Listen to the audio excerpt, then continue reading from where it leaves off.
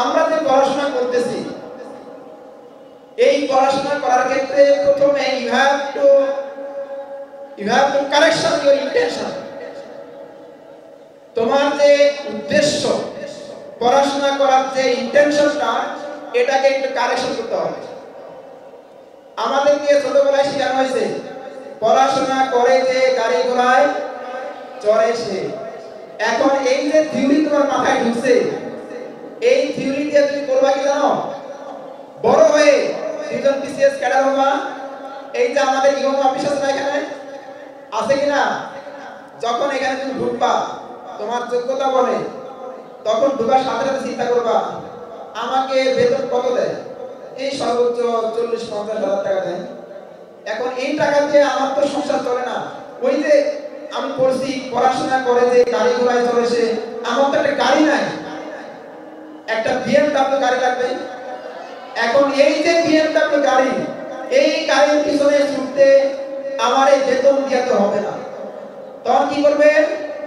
তখন ওই চেয়ারে যখন বসবেন বসার সাথে সাথে এপাশ থেকে এপাশ থেকে এপাশ থেকে পিছন থেকে সব পাশ থেকে টাকা টাকা টাকা। বুঝতে পারছো? এই যে টাকাগুলো আসতেছে এই টাকাগুলো কি ভালো টাকা? এইগুলোকে বলা হয় ব্ল্যাক মানি। এগুলো হলো কালো টাকা। এই কালো টাকা সাদা টাকা নাই, সব টাকাই তুমি তোমার পকেটে করবা। এই কারণে ওই যে শিখছো পড়াশোনা করে যে গাড়ি ঘোড়ায় চড়ে সে আমার একটা গাড়ি লাগবে। বুঝা গেছে? এই থিওরি কি সঠিক? এই থিওরিটা মারাত্মক ভাবে ভুল। এই থিওরি আমাদের ধারণ করা যাবে না।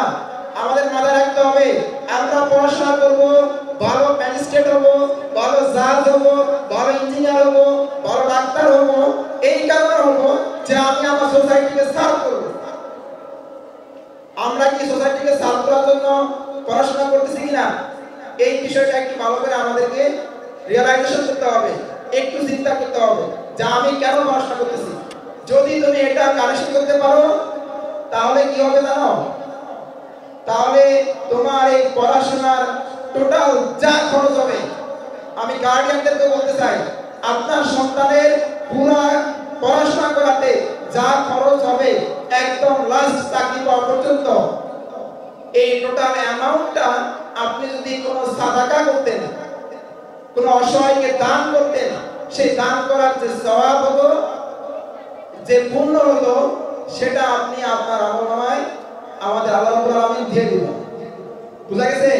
এখন আপনি যদি নিয়ত করেন যে না আমার ছেলে বা আমার মেয়ে পড়াশোনা করে ভালো ডাক্তার হবে, এই কারণে আমি যখন বৃদ্ধ হয়ে যাব তখন তারা যেন আমাকে ভালোভাবে লালন পালন করতে পারে, অনেক টাকা পয়সা দিতে পারে, মানুষকে বলবো যে আমার মেয়ে বা ছেলে ডাক্তার, এরকম কিছু, বা আমার স্ট্যাটাসকে হাই করব, এই কারণে যদি ডাক্তার ইঞ্জিনিয়ার এবং ভালো কোনো পজিশন করাতে চান তাহলে এই পড়াশোনা না করাটাই ভালো। তাহলে এই ডাক্তার হবে না, এ হবে কসাই, এ হবে সাবরিনা। এবং এই ডাক্তারগুলোই মানুষের সে অসহায়ত্বকে কাজে লাগিয়ে মানুষকে জিম্মি করে টাকা আদায় করবে। আজকে আমি এটা অ্যাকসেপ্ট করি, মানে এক্সপেক্ট করি যে আমার সামনে যারা আছে এখান থেকে আগামীতে আমাদের সোসাইটির বিভিন্ন সেক্টরে ভালো ভালো পজিশনে তারা যাবে এবং সোসাইটিকে সার্ভ করবে।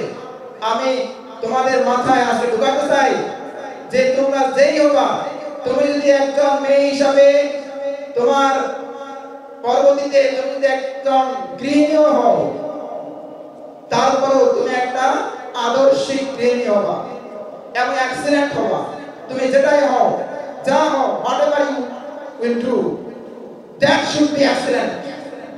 তুমি যাই করো সেটা যেন এক্সিলেন্ট হয়, সেটা যেন টপ হয়, সেটা যেন হাই হয়, এই বিষয়টা মাথায় রাখবা।